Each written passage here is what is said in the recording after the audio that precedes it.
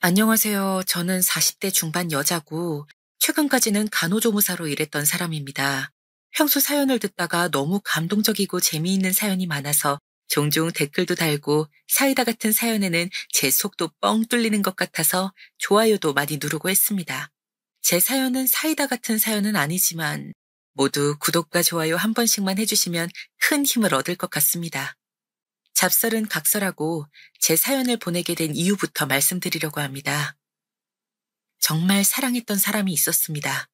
20대 초반 만나서 6년을 사귀다가 혼전 임신으로 결혼하게 되었죠.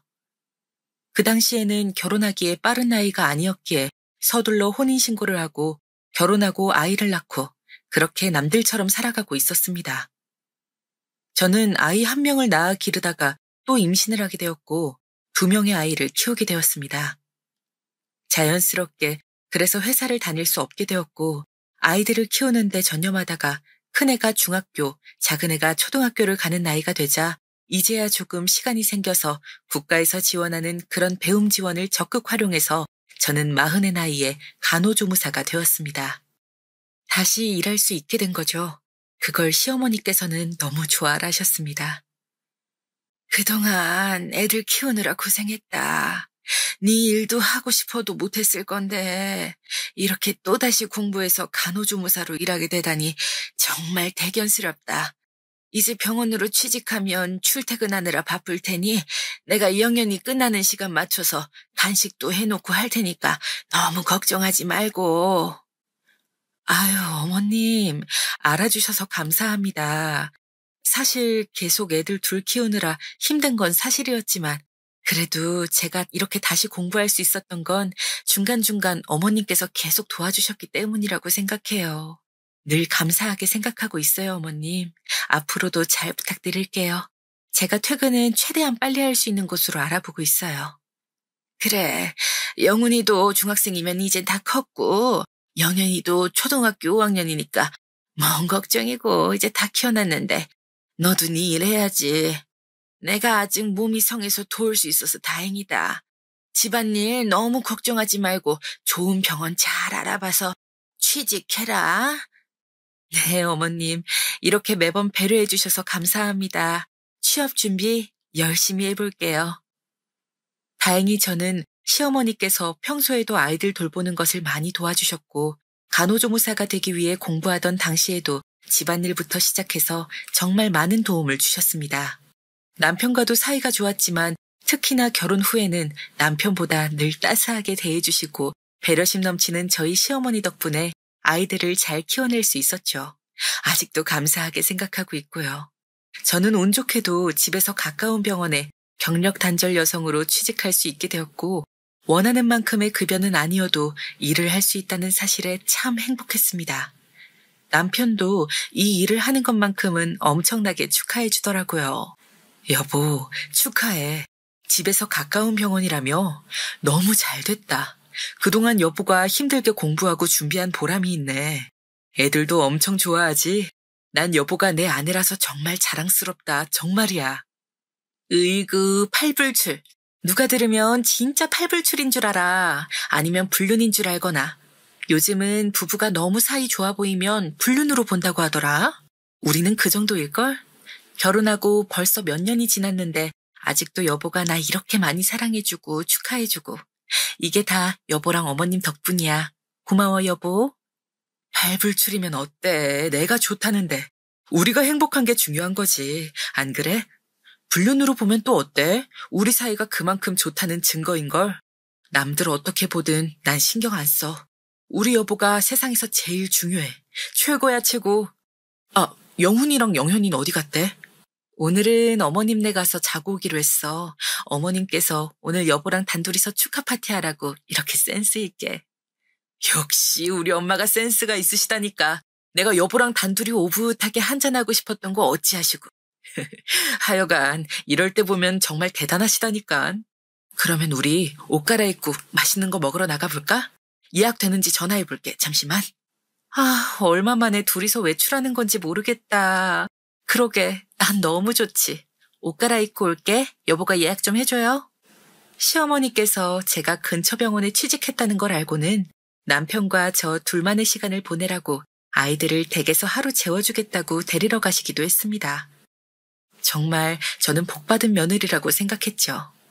남편과도 사이가 너무 좋아서 다른 친구들이 질투할 정도였으니까요. 저는 오히려 남자라고는 현재 남편만 만나보고 남편도 제가 첫사랑이라 가능한 일이 아닐까 그런 생각도 하곤 했습니다. 비교 대상이 없으니까 더 서로 잘하게 되고 애틋하고 그런 게 있달까요? 게다가 혼전 임신을 하게 되었던 걸 굉장히 미안해했고 책임지겠다고 해준 모습이 믿음직스러웠습니다.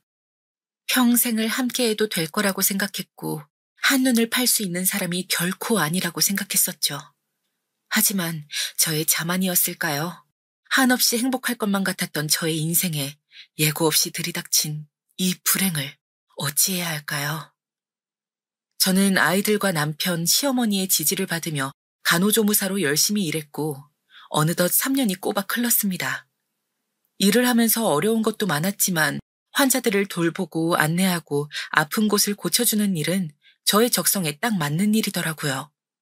제가 환자분들에게 치료를 해주었다는 사실에 대한 보람도 있었고요.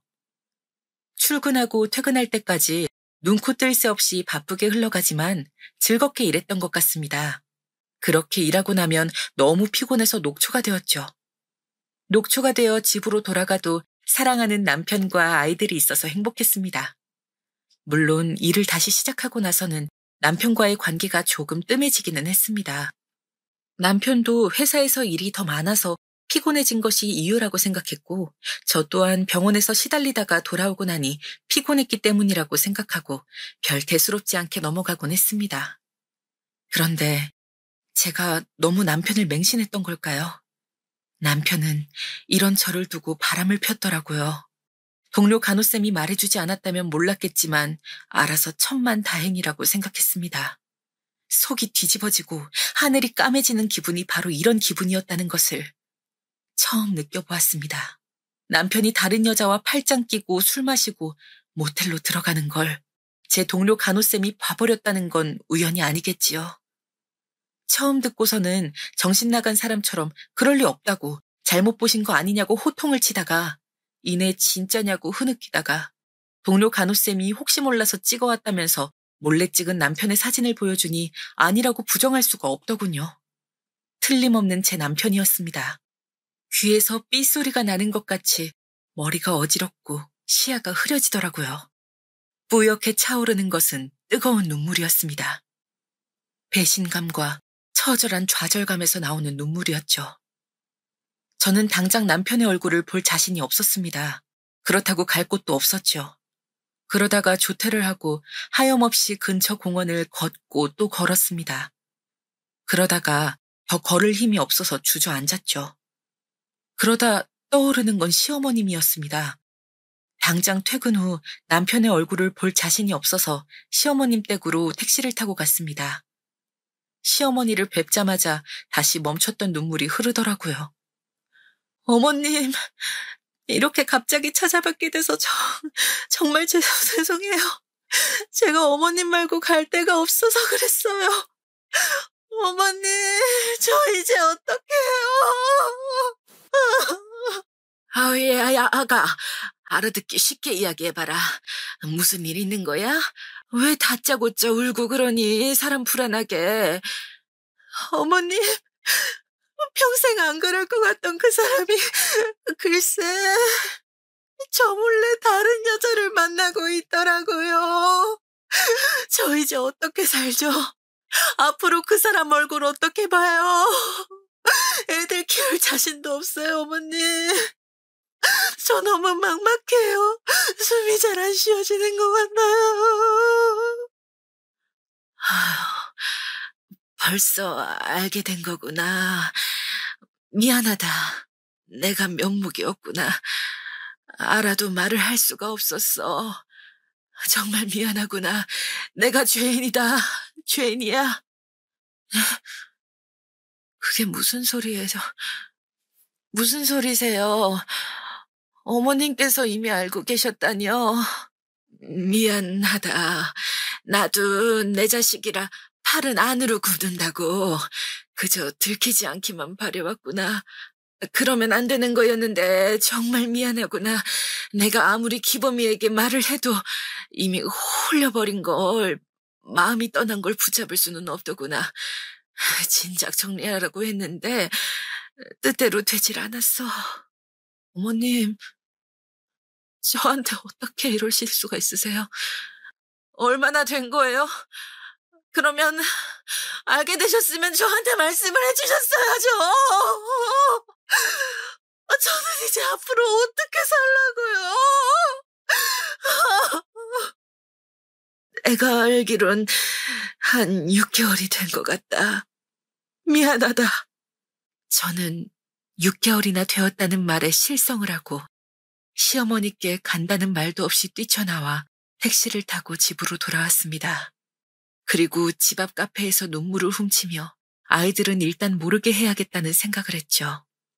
갑자기 시어머니의 마음이 조금은 이해가 갈 것 같다가도 그래도 저에게 그동안 알고도 속였다는 생각에 너무 화가 나더라고요. 그렇지만 겨우 다시 이성을 찾고 아이들을 할머니 댁에 오늘만 가 있으라고 이야기를 했죠. 급하게 집에 일이 생겨서 할머니 댁에 가 있으라고 그렇게 대충 둘러대고 저는 남편이 오기만을 이를 갈고 기다렸습니다. 여느 때와 다름없이 퇴근하고 온 남편이 바뀐 분위기를 눈치챘는지 할 얘기 있으면 하라고 하더군요. 할 말이 있는 거 아니야? 왜 그렇게 뜸을 들여? 얼른 하고 싶은 말 해. 정말 뻔뻔하네. 네가 사람이니? 내가 알던 한기범이 맞아? 내가 15년 넘게 함께 살아온 내 남편이 정말 맞냐고. 어떻게 나를 두고 다른 여자랑, 그것도 동네에서 이럴 수가 있는 거야? 나 증거도 있어. 사진으로 봤다고. 나한테 네가 어떻게 그래요? 미안하다. 우리 이혼하자. 안 그래도 이야기하려고 했었어. 당신이 벌써 먼저 알아버렸네. 나 그 여자 사랑해. 우리가 그동안 너무 애들 키우는 데만 집중하면서 정작 우리 둘의 사이가 멀어지고 있었다는 건 너무 늦게 깨달은 것 같아. 그 여자는 내 멈춰있던 심장을 다시 뛰게 해준 사람이야. 난 그 여자를 책임지고 싶어. 뭐라고? 뭐? 책임을 지고 싶다고? 그게 나한테 할 소리니? 책임을 질 거면 네 자식들을 책임져야지. 뭣도 모르고 네 자식들 키우느라 뼈 빠지게 고생한 나부터 책임져야지. 그게 도대체 무슨 소린지 알고나 짓거리는 거야? 왜 이렇게 변했니? 어떻게 말하든 소용없어. 난 당신이랑 이혼할 거야. 내 마음은 진작에 떠버렸어. 그동안 연기하면서 아무 일 없는 척 사는 게 오히려 괴로웠다고. 이런 날 잡으려고 하지 마. 날 놓아줘. 제발 부탁이야. 이렇게 부탁할게. 나 그 여자랑 살고 싶어. 살고 싶어? 그 여자랑 살고 싶다고? 그래서 나랑 이혼하겠다는 거야? 정말 그래? 우리 영훈이랑 영애님 버려두고 고작 그 여자한테 가버리겠다는 거야? 미안해. 이혼 서류 서랍에 있어. 내 거는 작성해 놨으니까 당신 것만 작성해서 책상 위에 올려놔줘. 나 오늘은 나가서 잘게. 미안. 남편이 이혼 서류까지 이미 준비해놨다는 말에 저는 그만 넋을 잃고 쓰러지고 말았습니다. 세상이 한순간에 무너져 내리는 기분이었습니다. 저를 두고 나가려다가 제가 쓰러지니까 병원에 데려가긴 했더라고요. 눈을 뜨자 하염없이 돌아가는 세탁기통 안에서 정신없이 물에 빠져 허우적대다가 빠져나온 기분이었습니다. 머리가 핑 도는 느낌이었고 숨이 잘 안 쉬어지고 답답한 느낌이었죠. 아직도 멍하고 상황 판별이 잘 안 되는 느낌. 무슨 느낌인지 감이 오실까요?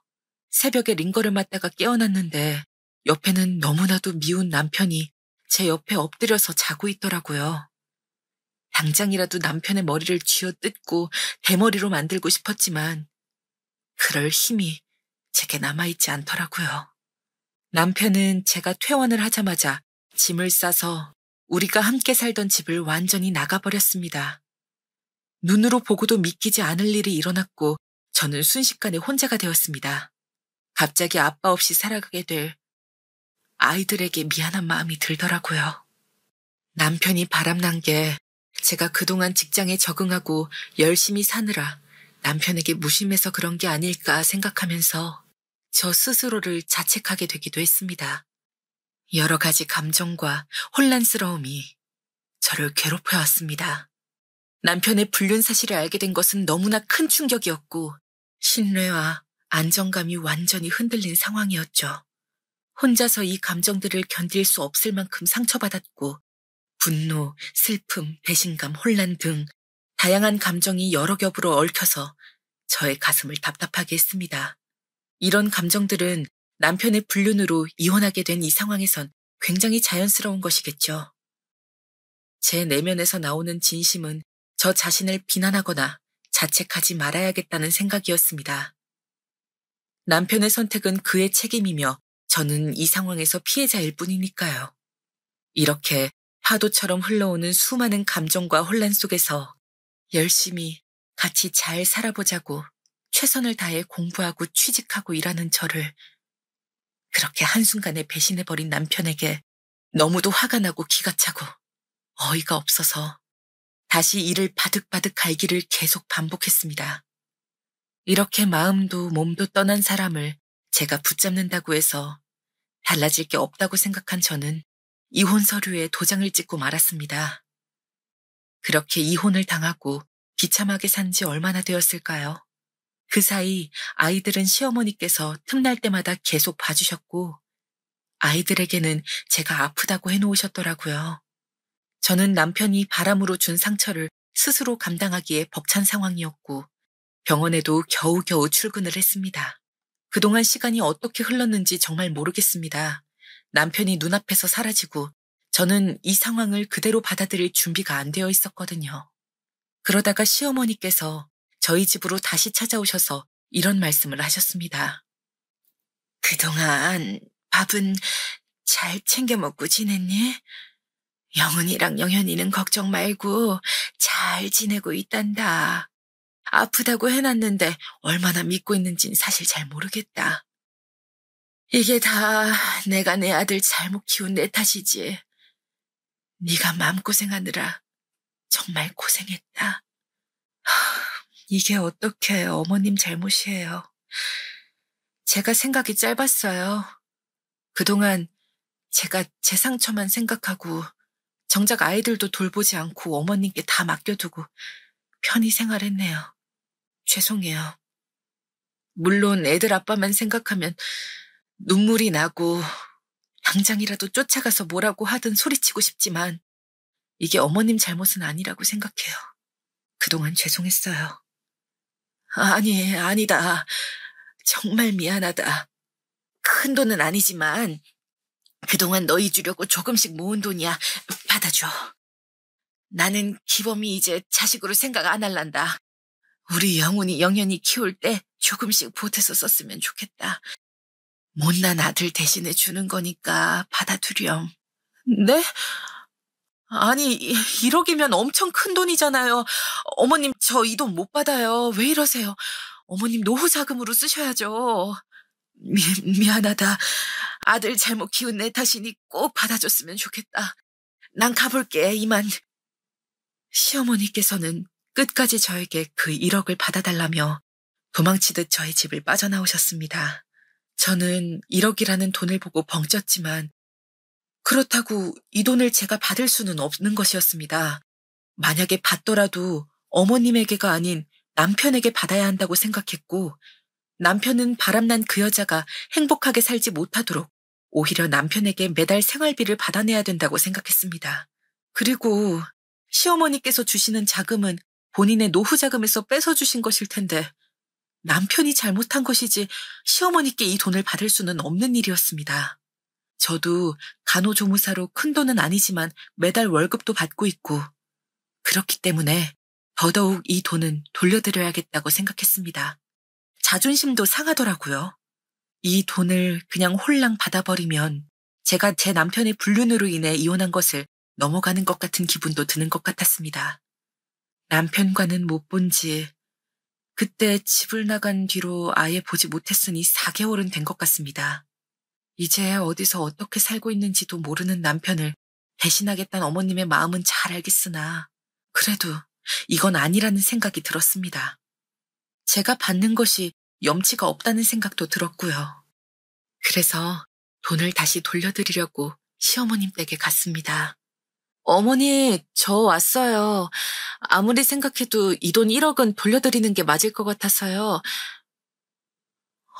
이, 여, 여보, 당신이 어떻게 여기... 아이고, 아우, 방문을 닫아놓는다는 게 깜빡했구나. 이제 병실 치료도 소용이 없는 것 같다고 해서 그만... 아유, 지금 이게 어떻게 된 거냐면 저는 봐서는 안 될 장면을 보고만 것일까요? 몇 달 전 저에게 새로운 여자를 사랑한다며 이혼을 요구하던 남편의 모습은 온데간데 없고 시어머님 댁 방 한 구석에서 시체처럼 빼짝 말라서 누워있는 남편의 얼굴이 보였던 것입니다. 이게 대체 무슨 일일까요? 저는 제 눈으로 본 광경에 넋을 놓고 한참을 멍하니 닫힌 방문을 바라보고만 있었습니다. 숨이 멎을 것 같은 이 기분, 상상이 가시나요? 정말 시간이 멈춘 기분이었습니다. 그 광경을 본 저는 순간 큰 대못이 쾅 하고 심장에 박혀버린 기분이었습니다. 정신을 차려보니 제가 실성한 채로 눈물도 흘리지 못하고 멍하니 방문만 바라보고 있더군요. 시어머니께서 저에게 계속 괜찮다고 일단은 이리 와 앉으라고 다 설명해 주겠다고 하시더라고요. 시어머니의 부축을 받고 겨우 식탁에 앉았습니다. 많이 놀랐지? 정말 미안하다. 이게 맞는 건지 계속 고민했는데 기범이 이 녀석이 자기 평생 소원이라고 그러더구나. 대장암 말기라서 이미 알았을 땐 손을 쓸 수 없는 상황이었단다. 너한테 큰 짐을 지고 가는 마당에 이대로 슬퍼하게 놔둘 수는 없다면서 차라리 미워하게 해주고 싶다더라. 자기 같은 사람은 잊어버리게 나보고 도와달라고 하더라. 아휴, 그러면 지금까지 남편이 바람폈다는 게 모두 사실이 아니라는 말씀이신 거예요? 저는 그것도 모르고 대성한 말기라고요? 언제요? 언제부터 알고 준비하신 거예요, 대체? 왜 저한테 말씀해 주시지 않았어요, 네? 하나밖에 남지 않은 소원이라지 않냐. 평생 기범이가 너랑 애들 행복하게 해주겠다고 했는데 약속을 못 지켜서 미안하다고. 그런데 병수발하면서 불쌍하게 살지 않고 차라리 자기를 미워하는 힘으로 더 악착같이 잘 살길 바란다고 하더라. 자기는 어차피 금방 죽고 없을 텐데 사랑하는 사람이 이렇게 허망하게 가면 앞으로 남은 인생을 어떻게 살아가겠냐며. 아무리 그래도 그렇지, 어머님. 어머님께서는 저한테 말씀해 주셨어야죠. 이 불쌍한 사람 이제 어떡해요? 제가 이제 어떻게 해야 하는 걸까요? 기범이 본인이 원한 거니까 너는 죄책감 가지지 말아라. 그게 기범이가 원하는 바였어. 네가 기범이에게 죄책감 가질까 봐 혼자 애들 키우기도 힘들 텐데 옆에서 도움도 못 주고 금방 이 세상 떠나버릴 사람이니 미련 없이 차라리 자기를 미워하게 만드는 게 낫겠다고 계속 나를 설득하더라. 나도 널 속여가며 이렇게 하는 게 많이 괴로웠단다. 그렇지만 어쩌겠니. 지금은 이제 하루에 깨어있는 시간도 몇 시간 안 되는 상황이야. 살 날이 얼마 남지 않았다고 하더라. 저 사람 정말 불쌍해서 어떡해요? 저는 앞으로 어떻게 해야 될지 정말 모르겠어요, 어머님. 끝까지 저만 생각해주는 저 착하고 바보 같은 저 사람. 그것도 모르고 바람핀 걸 철석같이 믿고 미워했네요. 시간을 되돌려주세요, 제발요. 제발. 시어머님께 매달리며 펑펑 울면서 소리쳤습니다. 이제 저에게 남은 것은 미워할 힘도 살아야겠다는 의지도 아니었습니다. 절망뿐이었습니다. 우리 애들은 이제 어떻게 해야 하는 걸까요? 그때 남편이 바람핀 걸 인정하고 집을 나서던 날, 한 번이라도 이게 사실일 리 없다고 거짓말하지 말라고 했다면 어땠을까요? 어머님께서 사실대로 남편이 바람난 게 아니라 모든 게 거짓으로 속인 것이고 저를 위해 이혼해 주려고 했던 거라고, 개장한 말기인 걸 알고 그런 거라고 말씀해 주셨다면 어땠을까요? 정말이지 이때만큼 시간을 되돌리고 싶다고 생각한 적은 없었습니다. 아이들은 아무것도 모르고 그저 아빠가 길게 출장을 간 줄만 알고 있는데요. 이런 소식을 어떻게 전해야 할지, 저는 또 앞으로 어떻게 살아가야 할지 정말 막막해지더라고요. 그리고 이렇게 불쌍한, 자기 혼자 다 감당하려고 한 바보 같은 제 남편은 어떻게 해야 하는 걸까요? 남편이 정신이 들자 저는 시어머니께 말씀드리고 단둘이 이야기하고 싶다고 방문을 열어 남편이 누워있는 곳에 들어가 보았습니다. 정말 빼쩍 마른 몸이 몇 개월 전 남편의 모습과는 너무나도 달라져 있어 눈물이 앞을 가리더군요. 힘들게 움직이지 마. 그대로 있어. 나 어머님한테 다 듣고 온 거야. 어머님께서는 끝까지 당신이 바람나서 이혼한 걸로 그렇게 당신 소원 들어주시려고 했어. 그런데 내가 집에 찾아오면서 진실을 알게 된 거고. 정말 죽을 때까지 나 속이려고 했니? 그런 거야? 나한테 어떻게 이럴 수가 있어? 너한테 난 그 정도밖에 안 되는 사람이었어? 정말 미안하다. 널 볼 면목이 없어. 내가 너한테 더 큰 짐으로 남기보다는 상처 하나로 나를 미워하게 하는 게, 그게 너한테 앞으로 살아갈 때 죄책감 없이 잘 살아갈 수 있는 길이 될 거라고 생각했어. 내가 죽으면 보험금이 나올 테니까 그걸로 아이들이랑 적어도 돈 걱정 없이 살 수 있을 테니까. 그래서 오히려 다행이란 생각도 했고. 정말 끝까지 이렇게 우리 생각만 하다가 가려고 그러는 거야? 이 바보야? 이런다고 나랑 애들이 행복할 것 같아? 중간에서 어머님은 거짓말 하시느라 얼마나 마음이 찢어지고 힘드셨을 거야. 나한테 여보랑 함께할 얼마 안 남은 귀중한 시간을 이렇게 속절없이 흘려가 버리게 하면 어떡해? 우리 애들도 아빠가 지금 어떤 상태인지 알고 받아들일 시간은 줘야지. 왜 그렇게 이기적이야, 사람이? 미안해.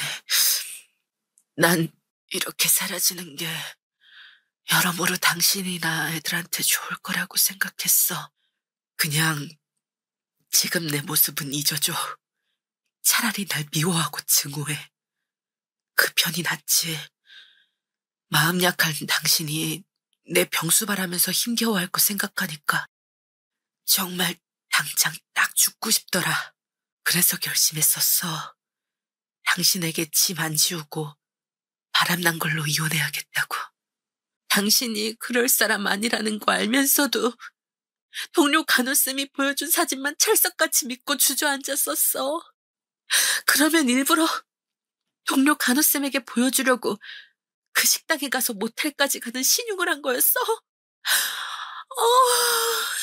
정말 이렇게까지 숨겨서 당신한테 남는 게 대체 뭐야?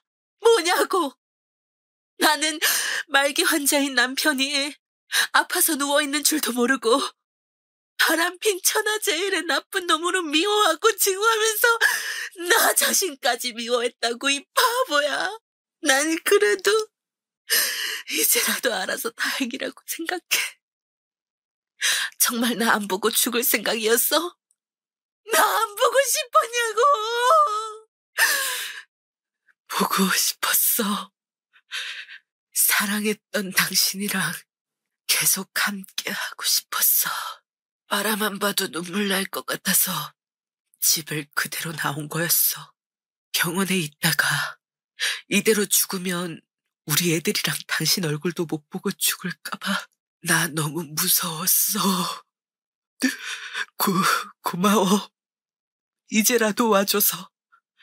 애초부터 당신을 속이는 게 아니었는데 내가 너무 어리석었다.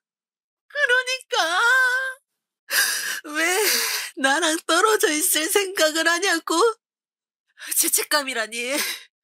오히려 지금 상황이 나한테 더 큰 죄책감으로 다가올 거라는 건 생각 못했어? 날 도대체 얼마나 나쁜 사람으로 만들려고 했던 거야.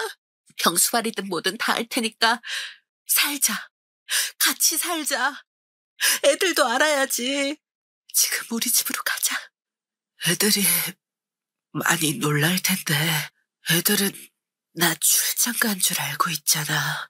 아무래도 우리 애들한텐 그냥 원래대로. 지금 애들이 문제야. 당신이 죽을 둥 살둥하고 있는데 애들도 아빠가 이런 상황이라는 걸 알아야지. 납득하고 받아들이고 당신 곁에서 인사할 수 있게 해야지. 안 그러면 평생 아빠 임종도 못 지켰다는 죄책감에 살 텐데 그걸 정말 바라는 거 아니면 지금 우리 집으로 가자. 얼른. 저는 시어머니께 그동안 감사했다고 제가 남편을 돌보겠다고 말씀드리고 남편을 부축해서 차에 옮겨 태웠습니다. 시어머니께서는 힘들지 않겠냐며 극구 말리셨지만 지금 저는 이 사람과 함께 있을 수 없으면 미칠 것 같았거든요. 그래서 억지로라도 데려가야겠다고 저 좀 도와달라고 사정하면서 남편을 데리고 나왔습니다. 남편을 부축하는데 너무 가벼워서 마음이 미어지는 것 같았습니다. 이렇게 남편이 병으로 골골대며 힘들어하면서 점점 무게가 줄어갈 때 저는 남편을 미워하고 증오하면서 살고 있었으니 정말 가슴이 찢어질 것 같더라고요. 집에 오자마자 저는 안방을 정리하고 남편을 눕혔습니다. 시어머님 댁에서 가져온 링겔도 옆에다 두었죠. 다행히 제가 간호조무사 공부를 하고 간호조무사로 일했기 때문에 남편에게 해야 하는 기본 조치나 수발은 충분히 가능했습니다. 어떻게든 공부를 해놓고 일을 해놓으면 이렇게 추후 쓸모가 있어지나 봅니다. 아이들이 돌아오자 잠든 남편을 안방에 두고 저는 아이들을 조용히 불러 집 근처 카페로 데려갔습니다. 그리고 무거운 이야기를, 진실을 말하기 시작했죠. 지금부터 엄마 하는 이야기 잘 들어줘. 아빠가 출장에서 돌아오셨어. 정말 길고 긴 출장이었지. 몇 개월 되었더라 벌써. 그런데 엄마도 오늘이 돼서야 알았는데 아빠가 많이 아프셔. 대장암 말기여서 이제 살 날이 얼마 남지 않은 상태야. 그동안 우리가 아빠 때문에 슬퍼하고 힘들어할까봐 아빠는 아빠 혼자 이걸 감당하려고 하셨었어. 너무 늦게 알려줘서 미안하고 엄마는 그래서 아빠를 집으로 데려온 거야. 몸이 아파서 깨어있는 시간이 몇 시간 안 돼. 깨어나면 곧 얼굴 보게 해줄게. 아빠가 아파서 많이 말라있을 텐데 아파서 그런 거니까 너무 놀라지 말고. 그게 정말이에요?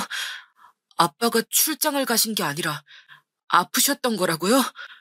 그것도 대장암 말기. 그러면 얼마나 더 사실 수 있으신 거예요? 엄마, 말도 안 돼요. 우리 아빠가 그렇게 아프다니.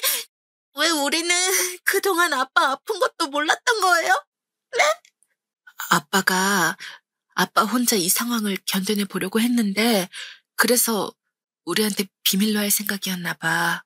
집안에 누군가가, 그것도 아빠가 아픈 건 엄청나게 큰일이고 서로 힘들어지니까 그래서 그런 건데 엄마는 이제 앞으로 아빠 옆에 꼭 붙어 있을 거야. 다니던 병원도 그만두고 일단 아빠를 집중적으로 돌보고 쉬게 할 거야.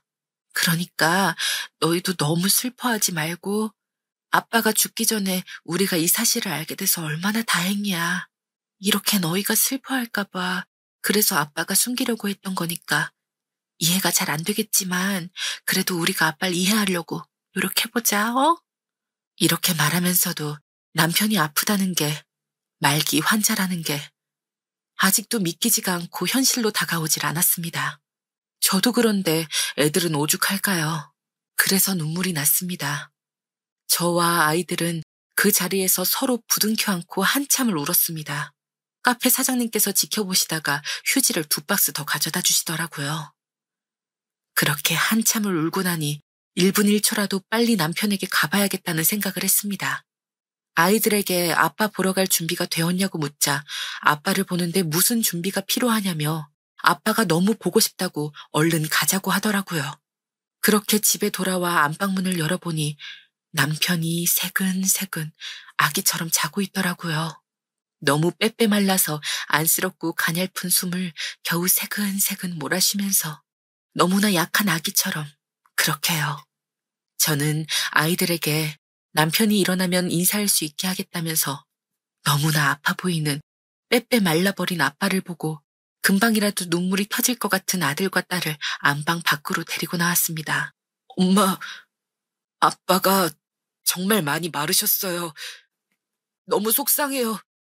왜 우리 아빠한테 이런 일이 생긴 거죠? 아빠가 너무 불쌍해. 우리 아빠 불쌍해서 어떡해, 엄마. 아빠 일어나셔도 이렇게 울음바다로 만들 거야? 아빠가 보고 싶은 건 너희 웃는 모습일 텐데.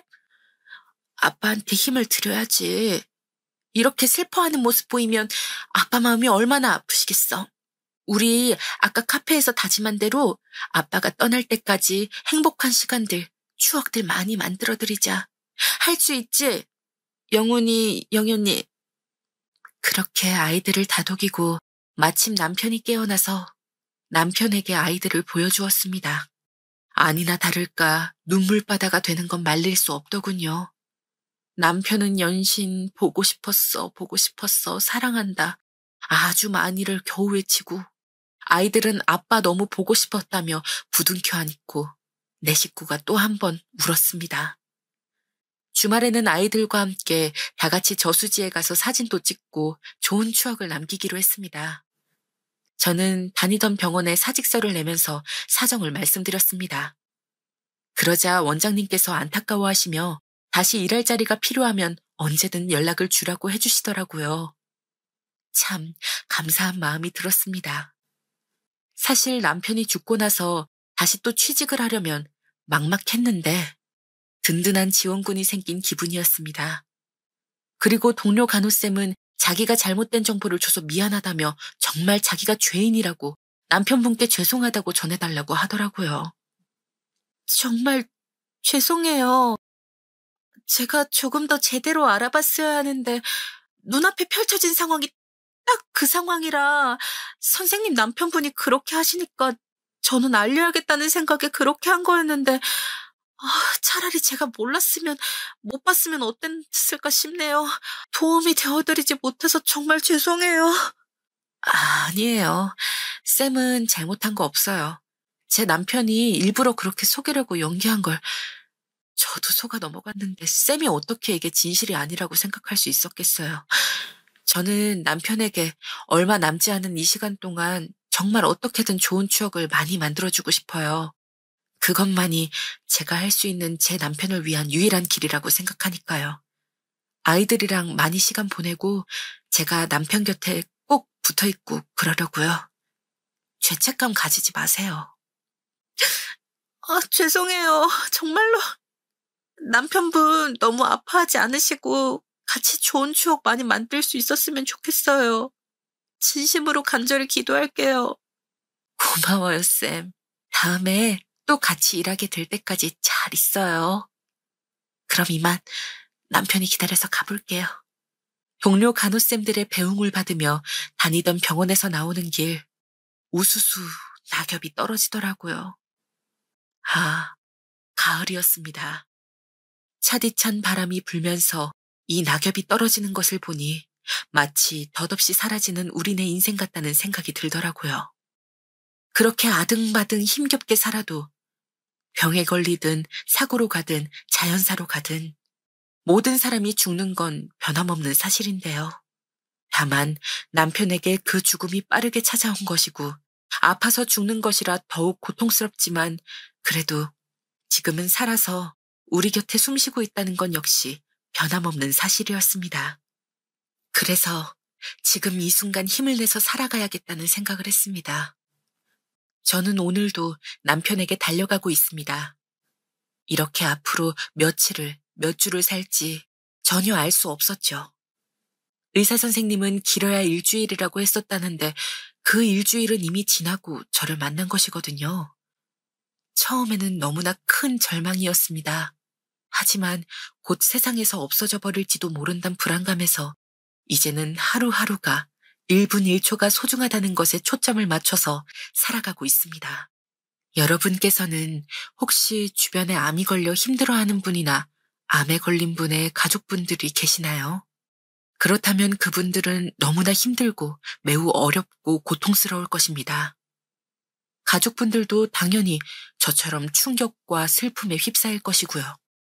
가족 중 누군가가 아프면 게다가 암이라고 하면 정말 상실감과 불안감이 이루 말로 할 수 없습니다. 미래를 함께 계획하고 꿈꿀 수 없을 때 사람은 정말 빠르게 망가질 수 있더군요. 무력감과 절망감이 무엇인지 정말 뼈저리게 느낄 수 있었습니다. 남편의 건강이 점점 악화되는 것을 지켜보기만 해야 할 때 정말 울고 싶지만 마음 아파할까봐 숨어서 눈물을 삼키게 될 때, 그리고 미래의 불확실성에 직면할 때 어떻게 할 수 있는지를 깊이 고민하게 되더라고요.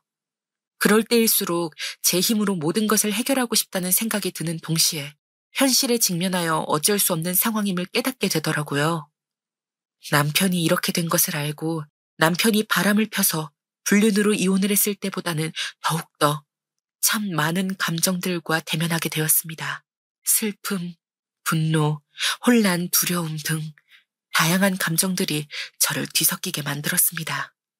아이들에 대한 부담은 시어머니께서 계속 도와주실 것을 알기에 어느 정도는 마음이 놓였지만 그렇다고 부담이 완전히 사라지는 것은 아니었습니다. 저는 남편을 돌보고 더 이상 악화되지 않도록 하는 데에 모든 관심을 쏟고 있었습니다. 그러면서 동시에 제 감정과 건강을 돌봐야 하는데 그러지 못했습니다. 이러한 부담은 제게 심리적, 정서적, 그리고 신체적인 스트레스를 주더라고요. 힘들고 복잡한 이런 마음이 계속되지만 그래도 아이들 생각해서 열심히 살아가야겠죠? 여러분들께서 저라면 어떻게 하실 건가요? 하루하루가 다르게 메말라가는 남편을 보며 저는 절망 속에 빠지지 않으려고 매일 발버둥을 치고 있습니다. 위로와 응원의 한마디라도 댓글로 적어주시면 정말 큰 힘이 될 것 같습니다. 얼마 전 제 친구가 마지막 입새라는 책을 선물해 주었습니다. 1905년에 나온 작품이더군요.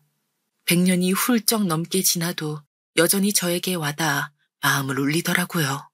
여러분께서는 이 책을 읽어본 적이 혹시 있으신가요? 저는 들어본 적은 있지만 읽어본 적이 없어 내용을 알지 못했거든요. 그래서 남편이 잠든 사이 조금씩 읽기 시작했습니다. 마지막 잎새는 저를 치유해주는 느낌이 들었습니다. 미국 뉴욕의 워싱턴 광장 주택가에 저가의 방세로 가난한 화가들이 모여 사는 화가촌에서 마지막 잎새 이야기는 시작됩니다. 어느 날 겨울 유행성 폐렴이 동네에 돌게 되고 젊은 화가인 주인공은 병에 걸려 몸져 눕게 되었습니다. 항상 주인공을 곁에서 돌봐주고 지켜주는 친구인 화가 친구의 간호를 받아요. 이 화가 친구가 마치 저인 것 같더라고요. 어느 날 주인공은 침대 옆 창문에 보이는 담쟁이 덩굴을 하염없이 바라보며 한없이 나뭇잎의 개수를 세웠습니다. 그러면서 저 잎이 다 떨어질 때면 자신도 이 세상에 없을 거라고 되뇌이죠. 이 모습을 지켜보면 주인공의 친구는 마음을 아파합니다. 때로는 이렇게 자신의 진짜 병보다 마음속에 드는 생각, 우울함, 무기력함이 환자를 더 쇠약하게 만드는 것 같습니다. 주인공의 친구는 그림을 그리기 위해 만난 아랫집의 나이든 화가에게 주인공의 마음을 이야기하며 함께 걱정합니다. 그러다가 진지하게 창가에 앉아 고민하다가 갑자기 알 수 없는 기쁨으로 얼굴이 환해집니다. 며칠 동안 거센 비바람이 불었고 당연히 잎은 다 떨어졌을 거라고 생각하고 주인공은 창문을 엽니다. 하지만 단 하나의 마지막 잎새는 꿋꿋하게 매달려 있었지요. 그것을 보고 주인공은 힘을 내려고 노력을 했습니다.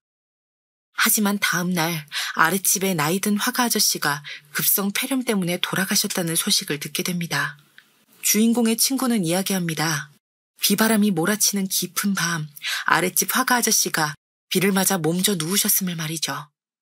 아랫집 화가 아저씨는 평생 한 폭의 걸작을 남기고 싶다고 하셨는데 결국은 완성하셨다고 하더라고요. 그 작품은 바로 담장의 마지막 잎새였습니다. 젊은 주인공을 위해서 아랫집의 늙은 화가 아저씨는 비바람이 불고 어두운 그날 밤 폐렴이 돌고 있는 위험한 시기에 진짜 같았던 마지막 잎새를 그려낸 것입니다. 책의 내용이 너무나도 감동적으로 느껴지더라고요. 마지막 잎새 책의 주인공을 보면서 삶에 있어서 매사 긍정적인 마음으로 살아가는 것이 얼마나 중요한지 알겠더라고요. 아직 제 옆에 사랑하는 사람이 살아 숨쉬고 있는데 저는 남편이 떠나갈 날만을 생각하면서 지레 겁먹고 힘들어하고만 있었던 게 아닐까 반성하게 되더라고요. 또 주인공을 사랑하는 주인공의 친구의 모습에서 지극정성으로 간호하는 헌신의 아름다움까지 느껴지더라고요.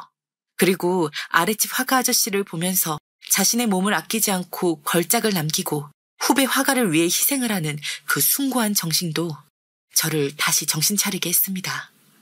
그래서 저는 오늘도 남편의 말라가는 몸을 보며 아직 살아있다. 그래서 남편과 함께하고 있고 남편이 아프기 전엔 함께했던 시간이 지금에 비하면 정말 적었었는데 이렇게 함께하는 시간이 늘어났다는 것에 또 긍정적으로 바라보며 살아가려고 노력하고 있습니다. 저는 최근 이런 감정들을 기록하려고 블로그를 시작했습니다. 아직 미미한 글이지만 제 남편이 죽는 날 이 블로그를 세상에 공개하려고 합니다. 지금은 비밀글로 작성해두고 있어요. 남편이 저에게 바람을 피웠다고 거짓말을 하고 이혼하게 한 이유, 그리고 우연히 시어머니께 1억을 돌려드리러 갔다가 누워있는 남편을 보고 소스라치게 놀랐던 일, 아이들에게 담담하게는 아니지만 아빠가 아프다는 걸 말해줄 때의 심정, 그런 것들을 기록하고 또 남편과의 시간을 기록하고 싶어서 시작했습니다. 그러다가 저 혼자 이렇게 기록을 하고 책을 읽고 남편과의 시간을 최대한 긍정적으로 보내려고 하면서도 저만 이렇게 힘든 게 아닐 것이라는 생각에 이렇게 사연을 남겨보게 되었습니다. 사연을 보내는 지금 이 순간에도 병마와 싸우고 있는 가족이나 남편 또는 아내분 또는 자녀분들에게서는 제 사연을 듣고 조금이라도 위안과 위로를 얻으셨으면 좋겠습니다. 세상에 혼자가 아니라는 기분은 정말 중요하더라고요. 여러분께서도 혼자가 아닙니다. 저도 여러분들이 이 사연을 들어주신 만큼, 댓글로 응원해주신 만큼, 여러분의 사연을 또 남겨주시는 만큼 힘을 낼 수 있을 것 같습니다. 힘들고 어려운 시기를 겪고 계시다는 사실에 대해 얼마나 안타까운 마음인지 알고 있습니다. 혹시나 모든 힘을 다해 제 사연을 듣고 계신다면 저는 여러분에게 용기와 희망을 전하고 싶습니다. 암이라는 건 한 가정에 상당한 충격을 주죠. 갑작스럽고 예상치 못한 소식에 마음이 아프고 혼란스러우셨을 겁니다. 저도 그랬고요. 하지만 암은 단지 이름뿐이며 여러분의 가족은, 남편은, 아내는, 자식들은 그 이름보다 훨씬 강하고 용감합니다. 가족들이 함께 모여 이 어려운 시기를 함께 버텨갈 때 서로에게 끊임없는 지지와 사랑을 주는 것이 매우 중요하더라고요. 서로를 위로하고 격려하는 말씀과 행동은 작지만 큰 힘을 줄 수 있습니다. 어떤 상황이든 혼자가 아니라는 사실을 잊지 마세요. 물론 암은 불확실성과 두려움을 지닌 존재입니다. 하지만 희망을 잃지 마세요. 의학과 기술의 발전으로 암 치료의 기회와 가능성은 계속해서 증가하고 있으니까요. 저희 남편처럼 말기어서 죽을 날을 기다리고 있는 입장에서도 희망을 꺼뜨리지 않는 것은 아직 우리가 살아있음에 나눌 수 있는 짧은 대화와 눈짓, 교감이 있기 때문입니다. 그리고 저희 아이들도 남편이 아프다는 사실에 조금 더 의젓해지고 강해진 것 같습니다. 시어머니께서 잘 돌봐주시고 부족함 없이 해주시는 덕이 크지만 아이들은 남편에게 슬퍼하기보다는 웃는 얼굴로 자신들의 일과를 이야기하고 시시콜콜한 이야기도 다 해주려고 노력합니다. 이런 저의 남편 투병 이야기가 궁금하시다면 댓글로 응원의 메시지를 남겨주세요. 제가 계속 글을 쓰는데 큰 힘이 될 것 같습니다. 서로에게 위로와 격려를 전하는 이 어려운 시기에 함께 힘을 모아 환자와 그 가족분들께서도 1분 1초 촘촘하게 좋은 기억을 만들어가는 나날이 되기를 진심으로 바랍니다. 긴 사연 들어주셔서 너무 감사드립니다. 안녕하세요. 저는 고민하다가 제 이야기를 보내보게 되었어요. 속에 담아두기에는 너무 답답한 경험담이고 그렇다고 누군가에게 말을 하려니까 마땅한 상대가 없더군요. 이럴 때는 익명의 방법이 좋은 것 같아요. 저는 제가 남부러울 것 없이 자라왔다고 생각했습니다. 특별히 잘나고 대단한 환경에서 자란 건 아니었지만 남들에 비해 딱히 부족하다고 여겨지는 것이 없었기 때문이죠. 어렸을 적부터 그랬던 것 같아요. 저에게 친구들보다 부족한 게 있었다면 그건 아마 부모님과 함께 보내는 시간이었을 겁니다. 특히 아버지와 말이에요. 아버지께서는 제가 어릴 적에 지인분과 일찍이 사업에 뛰어들어서 매진하시느라 자주 바쁘신 분이셨습니다. 언제나 업무 일정이 가득 차 있으셨고 출장도 잦으셨는데요. 어떤 시기에는 아예 2년 동안 아버지를 뵙지 못한 적도 있었어요. 저는 제가 딸이어서 아버지하고 왠지 더 어색했다고 생각을 합니다. 제 위로 오빠가 하나 있는데요. 오빠는 그래도 아버지와 곧잘 농담도 주고받으며 잘 지냈었거든요.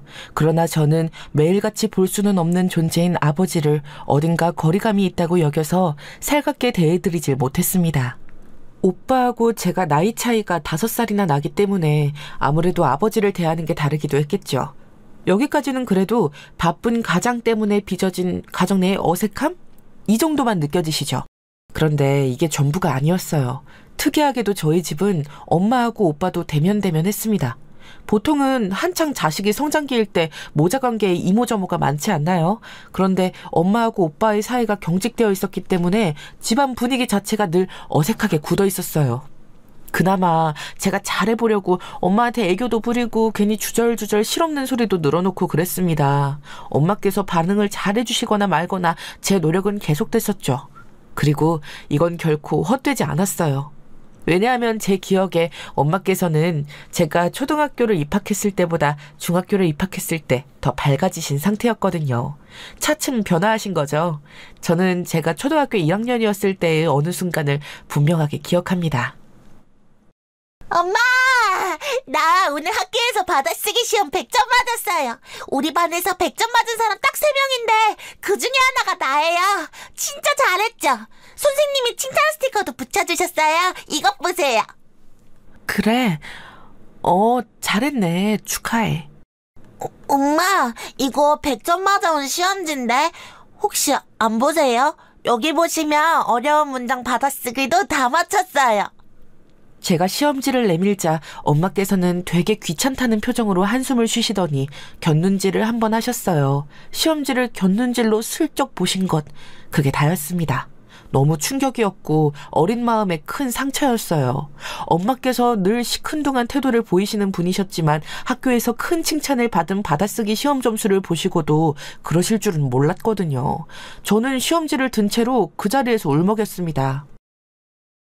나는 엄마 칭찬받고 싶어서 기대하면서 집에 왔는데 엄마가 별로 안 좋아하시는 것 같아요. 엄마는 안 기뻐요? 나 100점 맞은 게 엄마는 하나도 안 신나요? 너 참 이상하다. 너는 왜 나한테 거창한 칭찬 같은 걸 바라니? 수영아, 나한테 그런 거 기대하지 마. 왜냐면 나는 너한테 바라는 게 아무것도 없어. 그러니까 너는 너 알아서 살면 되는 거야. 용돈 필요하면 용돈이나 달라고 해. 칭찬해달라고 하지 말고. 알아들었어? 무미건조하게 말씀하신 엄마께서는 제가 더 크게 울기 시작하자 제 손에서 시험지를 빼앗아 드시고는 그걸 손으로 마구 구겨버려서 쓰레기통에 세게 처박으셨습니다. 제 심장도 쓰레기통에 들어간 것만 같았어요. 너무 슬펐죠. 학교에서 만나는 다른 친구들의 집은 안 그렇다는 것을 시간이 지나며 저는 알게 되었어요. 다정다감하고 단란한 가정을 다른 친구들은 모두 가지고 있었죠. 그리고 시간이 더 지나자 저는 제가 친구들보다 집에서 용돈을 쉽게 타서 쓸 수 있다는 사실도 알게 되었어요. 가족 간의 애정, 공동체 의식 이런 건 부족했지만 금전적으로는 전혀 어렵지 않다는 걸 깨달은 거였죠.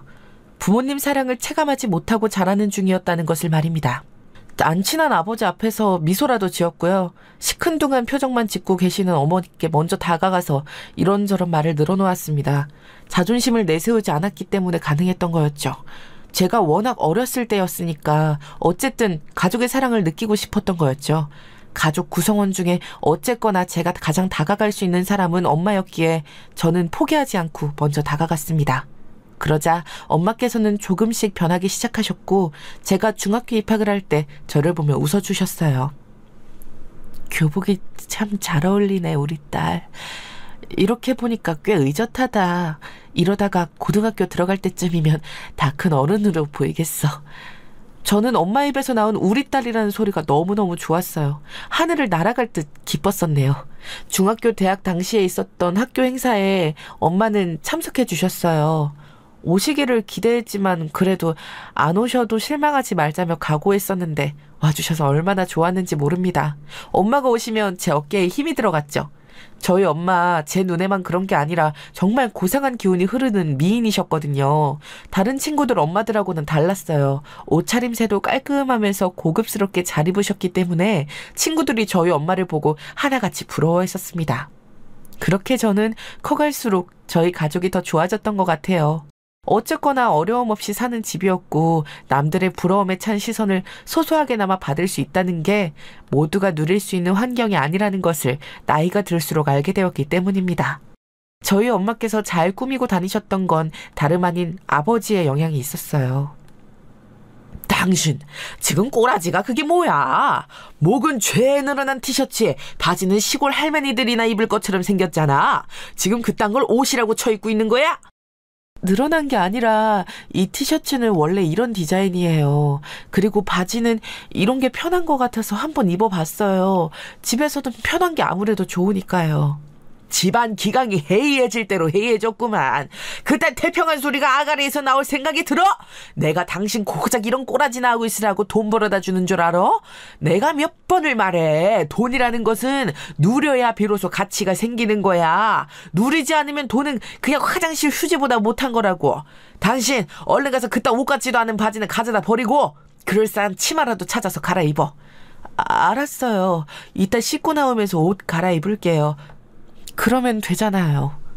있다? 지금 있다라고 했어?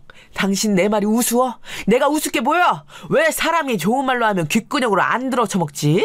왜 꼭 사람을 나쁜 소리 하게 만드냐 이 말이야. 나 진짜 나쁘게 굴고 싶지 않으니까 나긋나긋하게 말로 해줄 때 당장 일어나서 옷 갈아입어. 지금 당장! 어렸을 때는 비교군이 없으니까 그런 광경이 이상한지도 몰랐습니다. 아버지께서 예전에는 워낙 집에 자주 비우시기도 했었고요. 그런데 커가면서 다른 집들은 안 이렇다는 것을 알고 저희 부모님의 이런 모습이 썩 좋지 않다는 것을 느끼게 되었죠. 아버지께서 큰 목소리를 내시며 추레한 차림새를 흉보시자 엄마께서는 지겹고 지친다는 얼굴로 자리에서 일어나 옷을 갈아입으러 방에 들어가셨습니다. 저는 엄마와 유대감이 많이 생긴 뒤였기 때문에 아버지에 대해 묘한 반감이 생겨나기 시작했죠. 아버지 당신이나 실컷 꾸미고 다니실 것이지 왜 애꿎은 엄마께 그러시는 건지 이해도 안 됐고 너무 별로라고 느껴졌습니다.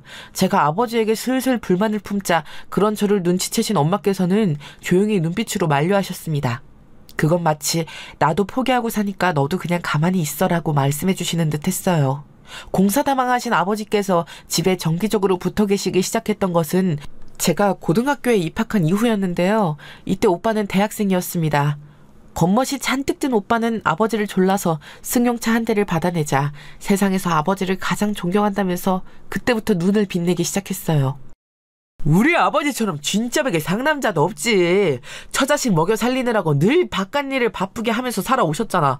우리를 위해서 희생하며 살아오신 거야. 이런 아버지의 은혜도 모르고 엄마는 감사할 줄 모르시는 것 같아. 뭐랄까, 사람이 너무 배은망덕하다고나 할까. 배은망덕이라니. 오빠, 엄마한테 그게 무슨 표현이야. 오빠는 어렸을 때부터 엄마하고 안 친했으니까 괜히 심술나서 그렇게 말하는 거지. 오빠가 아버지하고 둘이 왠지 비슷하잖아. 그래서 엄마가 오빠하고도 잘 안 맞았다는 거 나는 다 알고 있어. 초등학교 때도 오빠는 친구들하고 주먹 다짐하고 껄핏하며 사고를 쳤었지. 본인이 말썽쟁이였으면서 엄마 보고 배은망덕이라고 표현하는 게 너무 어이가 없다. 엄마보다 아빠가 낫지. 내가 학교에서 쌈박질하면 엄마는 골치 아프시다는 듯 한숨을 쉬면서 날 한심하게 쳐다보셨지만 아버지는 나한테 늘 사내 새끼가 미련하게 참는 것보다 낫다면서 칭찬해 주셨어. 두 분 중에 진짜 부모 자격이 있는 건 아버지 쪽이야. 나는 솔직히 엄마가 왜 결혼 자체를 하셨는지 이해가 안 갈 정도야. 넌 엄마한테 잘 보이고 친해지고 싶어서 옛날부터 꼬리를 엄청 흔들었으니 내 말에 동의를 쉽게 안 하겠지만 엄마보다는 하여간에 아버지가 훨씬 인간적으로든 뭐든 나으신 분인 것만은 너도 확실하게만 알아도. 오빠가 학교에서 자잘하게 사고를 칠 때마다 아버지는 혼내는 법이 없으셨던 걸로 기억합니다. 오히려 용돈을 매번 두둑하게 주셨던 것으로 알고 있네요. 그런 아버지를 오빠는 나이가 들수록 좋아했어요. 성인이 되고 나니까 돈에 허덕이는 주변 사람들이 눈에 들어오기 시작하면서 아버지에 대한 감사함이 마구마구 피어올랐다고 합니다. 저도 대체 무슨 사업을 어떻게 하시는 건지 알 길이 없었으나 저희 가족이 돈 걱정하는 법 없이 살아오게끔 해주신 아버지에게 항상 감사한 마음이긴 했어요. 화목한 가정은 아니어도 저희 가족이 너무 좋았던 건 걱정 없이 살 수 있어서였으니까요. 하지만 이상하게도 저는 오빠와는 다르게 성인이 되고 나니까 아버지하고 어색하고 안 친한 딸임을 넘어서서 왠지 가까워지기 어렵다는 느낌을 받게 됐던 것 같아요. 생각해보면 이상한 일이었죠. 저 어렸을 때 아버지는 비록 바쁘셔서 잘 보기 힘든 존재이시기는 했으나 저를 등한시하신 적도 없으셨고 필요한 거라면 이것저것 잘 챙겨주셨어요. 염증 어린 태도로 저를 대하셨던 분은 되려 엄마이셨건만 저는 제가 노력을 하고 애를 써가면서까지 엄마와 친해졌고 엄마가 계속 더 좋아졌어요. 사회 경험을 쌓기 위해 태어나 처음 아르바이트를 해서 돈을 모은 걸로 엄마를 더 챙겨드렸었죠. 제가 번 돈으로 둘이 함께 제주도 여행을 갔었어요. 이때 제가 22살이었네요. 제주도의 어느 가게 사장님께서 농담조로 두 분 혹시 자매 사이 아니시냐고 하셨는데 엄마께서 동안이신 것도 있지만 결혼을 일찍 하신 편이라서 저와 나이 차이가 크지 않은 것도 사실이었습니다. 제주도 여행지에서 엄마께서는 저에게 놀라운 이야기를 들려주셨죠. 미오빠 암만 생각해도 친탁을 한 것 같지? 당연하죠. 아버지하고 이상하게 느낌이 좀 비슷하잖아요. 저 그런데 엄마, 저랑 오빠도 이제 다 컸는데 속 시원히 말씀해 주실 때도 되지 않았어요? 아버지하고 왜 결혼하신 거고 왜 결혼 생활 이어오신 거예요? 어린 제 눈에 비쳤던 엄마의 모습은 행복해 보이지도 않았고 자식 키우는 보람을 느끼시는 것 같지도 않았어요. 결혼 전에 아버지를 많이 사랑하셨는데 결혼 후에는 후회를 하신 거예요? 지금까지 내가 계속 이런 문제를 똑바로 마주하기 싫어서 회피하며 지냈던 것 같아. 그래서 너랑 네 오빠에게 아무런 속내도 꺼내 보인 적이 없었지. 이제는 얘기해 줄게. 사실 네 오빠만 내 뱃속에 생기지만 않았어도 나는 결혼하지 않았을 거야. 네? 엄마 그럼 혼전 임신으로 결혼하셨던 거예요? 하지만 그건 제가 알고 있는 것과는 다른데요. 두 분이 결혼하시고 나서 이듬해 오빠가 태어났던 거잖아요. 아니, 그건 거짓말이었어. 네 오빠가 생겼기 때문에 결혼한 거고 너희들에게는 결혼식이 먼저였던 것처럼 말을 한 거야. 연애 기간은 고작 6개월이었고 어렸던 나는 뭐가 뭔지도 옳게 판단할 새도 없이 그렇게 휩쓸려 가듯 결혼까지 하고 말았었어. 임신까지 했는데 설마 결혼을 안 할 거냐면서 네 아버지가 나를 몇 번이고 윽박질렀는데 당시에 맞설 용기가 없었어. 게다가 우리 집, 그러니까 네 외갓집이 그때 형편이 어려웠기 때문에 돈 한 푼 안 들이고 나를 시집 보낼 수 있다니까 무척 좋아하셨었거든. 나에겐 탈출로가 없었던 거야. 그걸 듣고서 정말 믿을 수가 없었어요. 저는 아버지께서 오빠에게 하시던 말씀을 예전에 들은 바가 있었습니다. 그건 두 분이 연애를 하시다가 서로 너무 좋아서 비록 나이는 어린 편이었으나 결혼을 했고 신혼을 오래 즐기려고 했는데 오빠가 일찍 생겨버렸다는 내용이었어요. 분명 그렇게 들었건만 어머니께서 들려주신 진실에 무척 당황스러웠습니다. 제주도 여행에서 저는 엄마와 더욱 가까워졌고 여행 이후 기회가 되었을 때 아버지께 여쭤보았어요. 한참 연애하다가 결혼했다고 하셨었는데 실상은 혼전 임신이었던 거냐고 말입니다. 그랬더니 아버지께서는 절대 아니라고 펄쩍 뛰셨어요. 내가 언제 그런 소리를 했다고 그래. 한 적도 없는 소리를 들었다고 하다니 너 참 이상하구나. 그치만 오빠한테 말씀하시는 걸 분명히 들었는데 아니시라면 됐어요. 제가 착각했나 봐요. 그런데 너 애가 들어서서 결혼했다는 얘기를 네 엄마한테 들었냐? 억지로 결혼했다고 네 엄마가 그렇게 말하든? 아버지 표정이 안 좋게 변하길래 저는 그런 거 아니라고 잡아뗐어요. 그런데 이튿날이 되어 분위기를 보니까 두 분이 싸우셨는지 냉전 상태였습니다. 저 때문에 이렇게 된 걸까봐 저는 그 이후로 조심스럽게 지냈죠. 가뜩이나 화목하지 않은 가정인데 제가 균열까지 내면 곤란해질 것 같았어요. 저는 대학을 조용히 졸업하고 제법 괜찮은 직장에 조용히 들어가서 아주 평범하게 살았습니다. 오빠가 이직도 자주 하고 이 여자 저 여자 만나면서 요란하고 시끄럽게 지냈기 때문에 저라도 얌전해서 다행이라고 엄마는 생각하셨어요. 너라도 있어서 내가 인생의 보람을 느껴. 나는 남편이라는 사람이 어디서 뭘 하고 다니는지 의식적으로 일부러 신경 안 쓰고 살았었어. 안 그러면 머리가 터질 것 같고 가슴이 답답해 죽을 것 같았거든. 내 인생의 우울함을 걷어내준 건 누가 뭐라고 해도 바로 너야. 둘째가 생겼을 때 당시에는 솔직히 너무 막막하기만 했는데 지금 보니까 낳기를 잘했어. 다 키워놓고 보니까 너무 좋네. 저도 저한테 엄마가 있어서 너무 다행이라고 생각해요. 만약에 엄마가 안 계셨으면 저는 아마 진작 성인이 되자마자 집에는 연락 안 하고 사는 자식이 됐을지도 몰라요. 이상하게 아버지하고 오빠는 저희와는 결이 다른 것만 같았거든요. 엄마께서는 과거에 자포자기의 심정으로 우울함에만 취해서 저를 잘 돌보지 않았던 것을 후회한다고 하셨습니다. 용서해달라고 말씀도 하셨지만 저는 용서할 필요도 없다고 생각했어요. 제가 엄마의 인생을 발목 잡은 게 아니라는 것만으로도 사실 저는 행복했으니까요. 제가 직장에서 자리를 잡고 있을 때 오빠가 결혼을 했습니다. 저는 새언니에 대해 잘 몰랐어요. 그런데 하여간 꽤 잘 산다고는 들었습니다. 처음 봤을 때 새언니는 명품으로 머리부터 발끝까지 도배하고 나타났었어요. 심지어 귀걸이며 머리핀까지 명품 샤넬 로고가 박혀 있었죠. 시누이인 저에게 잘 보이고 싶다면서 결혼 직후에 자기 친정 집안 사람들이 대거 참석한 집안 모임에 저를 초대했습니다. 강원도 펜션에 놀러 간 것이었는데요. 그때 좀 느꼈어요. 새언니의 집안분들 말씀하시는 게 살짝 천박하더라고요. 술이 들어가고 나니까 너 나 할 거 없이 눈살 찌푸려지는 저급한 농담들을 하시더군요. 그런데 제 오빠가 그 사이에 섞여서 즐거워하는 모습에 심정이 복잡했습니다. 그래서 저는 초장에 결심했었죠. 새언니하고 가깝게 안 지내기로요. 나중에 알고 보니까 새언니네 집안은 예전에 중고차 사업을 크게 했었다가 적절할 때 손을 잘 털고 나와서 돈을 많이 만진 것이었더라고요. 엄마께서는 그런 배경이 별로 마음에 안 든다고 하셨지만 그걸 대놓고 표출하지는 않으셨고 아버지께서는 최고의 사돈 집안이라고 추켜 세우셨습니다. 돈 벌고 돈 쓸 줄 아는 거. 바로 이런 기본이 되어 있는 집구석이더라고. 며느리 한번 제대로 들였어. 그러니까 당신도 괜히 며느리 마음에 안 든다고 구박할 생각은 하지 마. 집안에 돈만 좀 있으면 됐지. 학벌 부족하고 직업 좀 부족한 게 뭐가 그렇게 큰 흠이야. 엄마께 큰 소리를 치셨던 아버지께서는 시간이 좀 지나자 후회를 하셨어요. 너무 지적 수준이 낮은 며느리를 들인 탓에 집안에 발전이 없다고 보셨죠. 아버지께서 골프 모임을 나가기 시작하셨는데 그곳에서 수준 높은 사위와 며느리들을 들인 분들의 자랑을 자주 들으신 모양이었습니다. 과거에는 딱히 못 느끼셨으나 자식들을 결혼시키는 나이가 되니까 서서히 수준이라는 것을 체감하시게 된 것 같더라고요. 아버지께서는 너무 성급하게 사돈을 맺었다며 계속해서 후회를 하셨고 엄마께서는 그런 아버지를 향해 자업자득이라고 하셨습니다. 오빠하고 새언니는 모르기는 몰라도 항상 감정적으로 부부싸움을 자주 했던 것 같아요. 결혼하고 나서 1년, 두 사람은 아이를 얻었는데요. 어린 자식 앞에서 두 사람 다 술, 담배를 하는 것을 알았을 때 제가 얼마나 참담했었는지 몰라요. 이런 판국인이 돈 타령만 하시던 아버지의 입에서 수준이라는 게 자꾸 거론될 수밖에 없었던 것이죠. 내 말 잘 들어놔.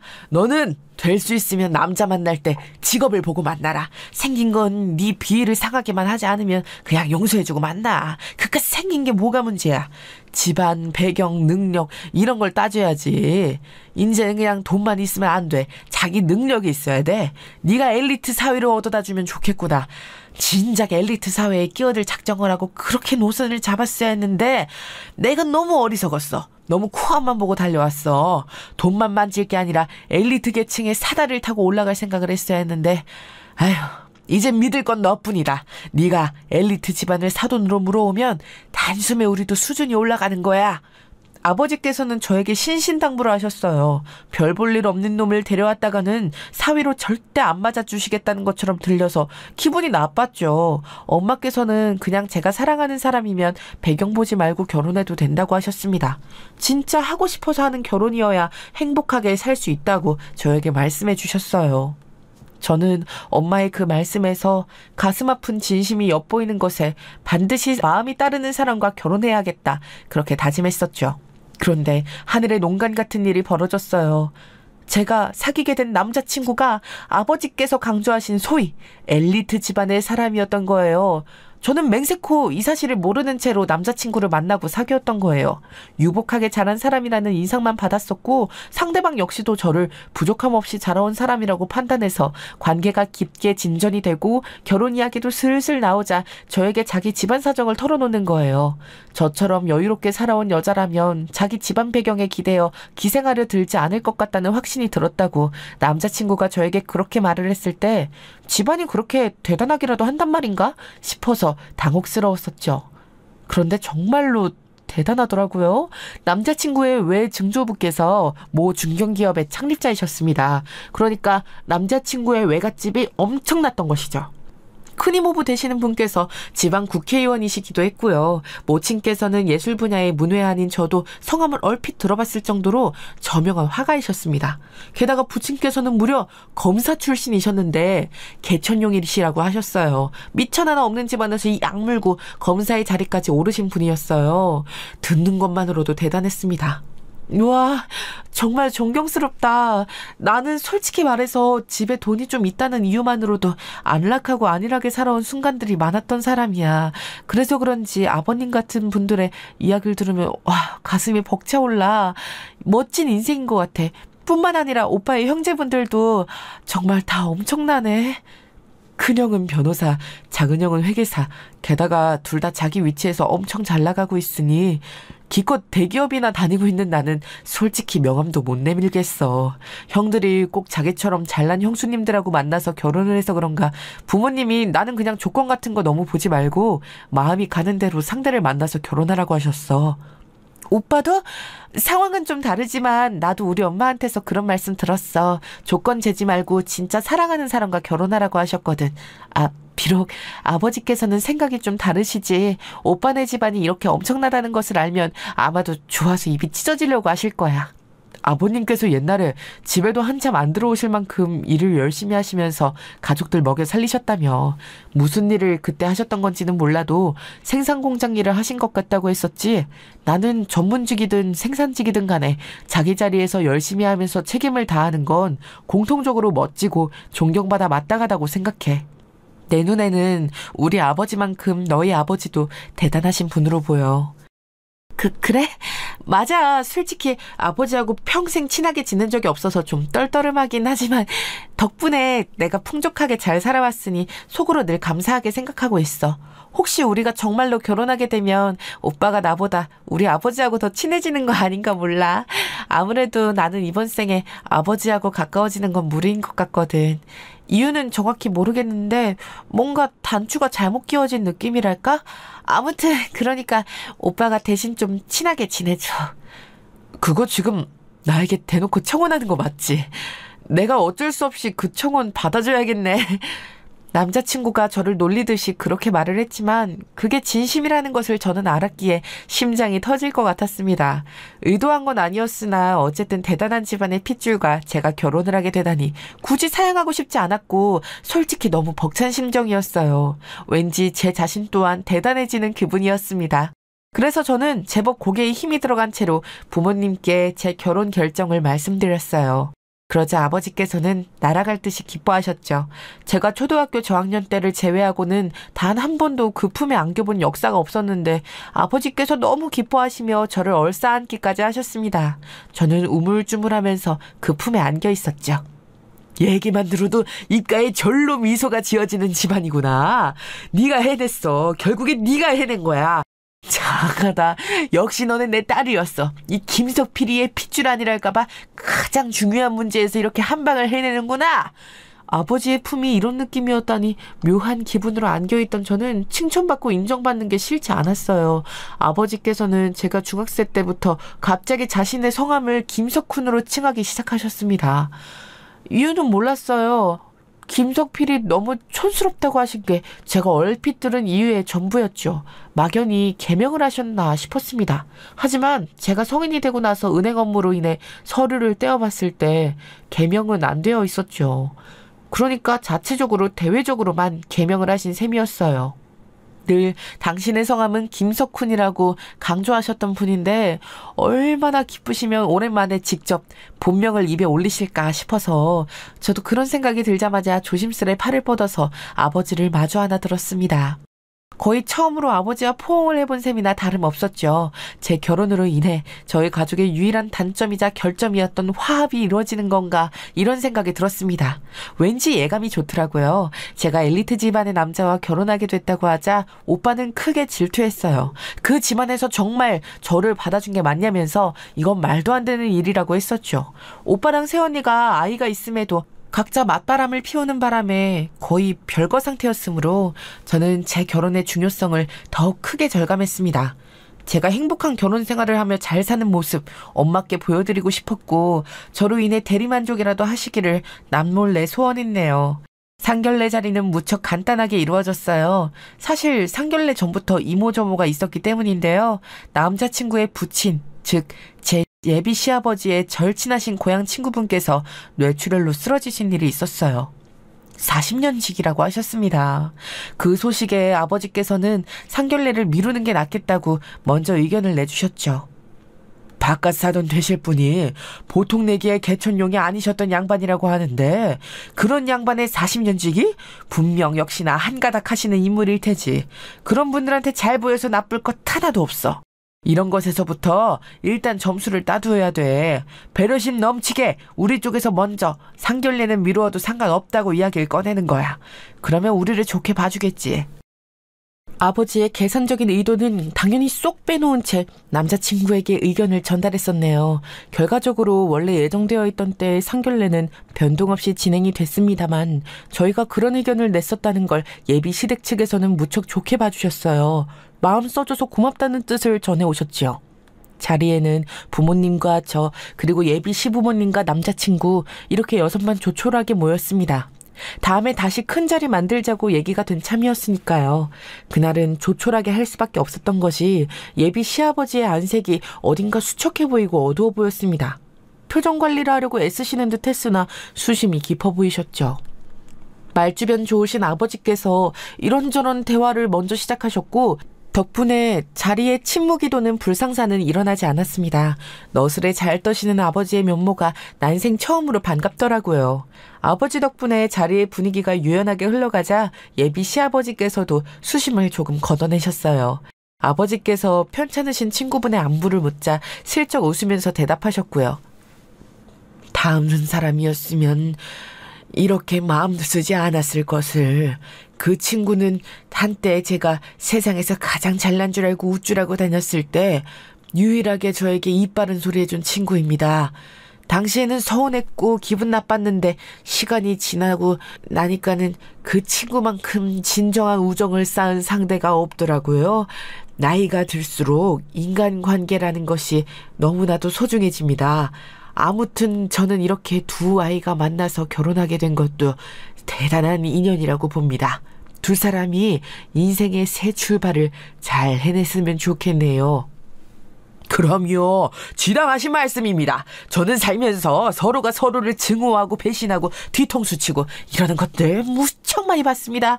이런 세상인데 자식이 좋게 사람을 만나서 좋은 결실을 맺는 것만큼 보람된 일이 없죠.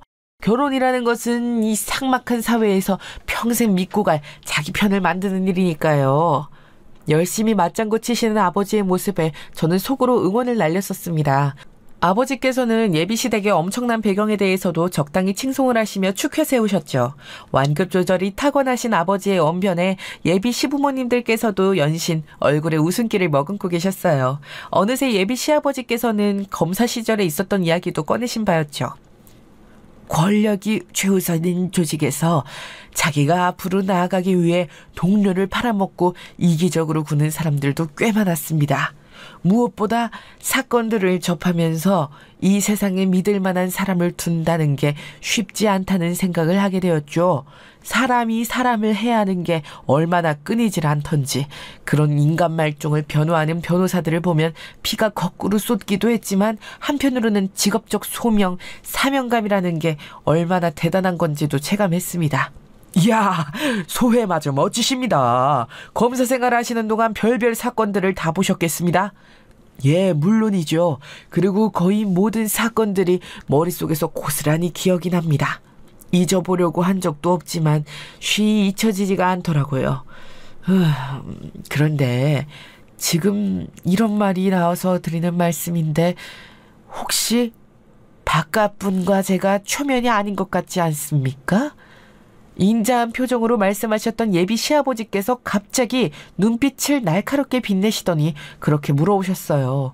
제가 옆을 쳐다보자 엄마께서는 시종일관 짓고 계시던 차분한 표정에 당혹감을 더하신 상태였고 반면 아버지께서는 환하게 미소를 짓고 계셨습니다. 제가 그런 소리를 엄청나게 듣습니다. 스스로는 흔한 인상이라고 생각하지 않는데 이상하게 어디서 많이 본 것 같으시다라는 말을 자주 들어서 항상 민망해지네요. 누구는 저를 개그맨 누구 닮았다 그러고 누구는 저를 아나운서 닮았다 그러고 또 누구는 자기 옆집 살던 사람과 저를 닮았다고 하고 참 제가 희한하게 지금까지 살면서 초면 아닌 것 같다는 소리를 많이 들어왔습니다. 아버지께서는 아주 유쾌하게 받아치셨어요. 저는 그런 소리를 듣고 사시는 아버지를 한 번도 목격한 적이 없었지만 친한 부녀 사이가 아니었기에 그러려니 하면서 넘겼습니다. 화제를 전환하는 것도 아버지께서는 수준급이셨죠.